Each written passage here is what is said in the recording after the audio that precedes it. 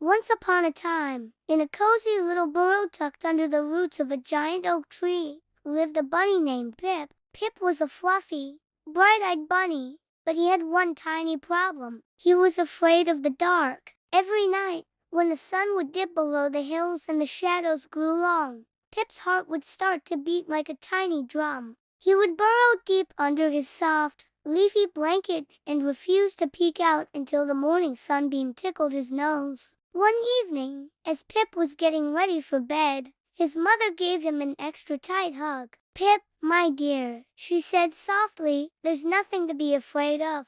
The night is just as beautiful as the day, just in a different way." But Pip just shivered and pulled his blanket tighter. That very night, a little star, watching from high up in the sky, noticed Pip trembling in his burrow. The star's name was Twinkle, and she had the kindest, gentlest glow. Feeling sorry for the little bunny, Twinkle decided to do something she had never done before. She shimmered with all her might and floated down, down, down from the sky, until she was hovering just outside Pip's burrow, casting a soft, silvery light. Pip, hearing a soft hum, peeked one eye out from under his blanket. He saw a gentle glow and was curious. Slowly, he pushed his blanket aside and hopped to the entrance of his burrow. There, floating before him, was the most beautiful light he had ever seen. Who are you?" he whispered, his voice trembling just a little. "I'm Twinkle," the star replied in a voice that sounded like tiny bells.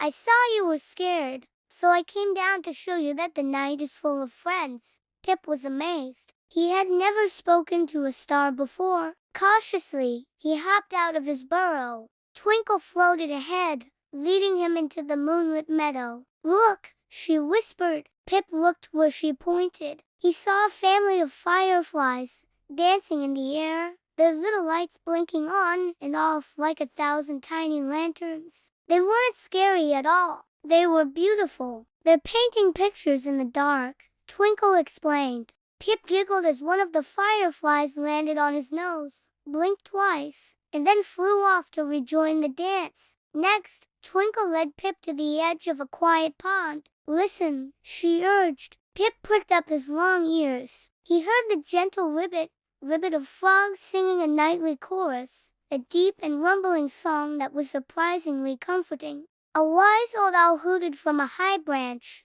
Who goes there?" It wasn't a scary sound. It was just the owl saying hello to the night. Pip looked around. The moon cast long, silvery shadows, but they didn't look like monsters anymore. They looked like tall, sleepy giants, guarding the forest while everyone slept. The world was peaceful and calm. Twinkle then showed Pip the night-blooming jasmine, flowers that only opened after the sun went down. They released a sweet, wonderful scent that filled the air. Pip took a deep breath. It was the most delicious smell he had ever encountered. He realized that if he was always hiding in his burrow, he would have missed this beautiful fragrance. As the night went on, Pip and Twinkle explored the forest together. They watched a badger waddle by on his nightly stroll and saw a fox tiptoeing silently through the brush. Pip learned that many animals were awake at night, just like he was awake during the day. The night was their daytime. It was busy and full of life,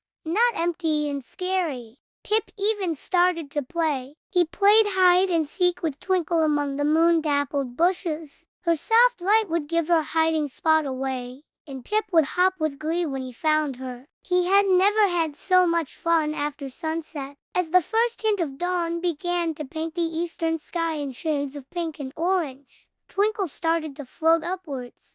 "I have to go back to my place in the sky," she said gently. "The sun is coming." Pip looked up at his new friend. "Will I see you again?" he asked, his voice no longer trembling with fear, but with a little sadness at seeing her go. "Of course," Twinkle chimed. "Just look up at the sky every night. I'll be there, watching over you. And remember all the friends you made tonight. The fireflies, the frogs, the owl. They are all here with you."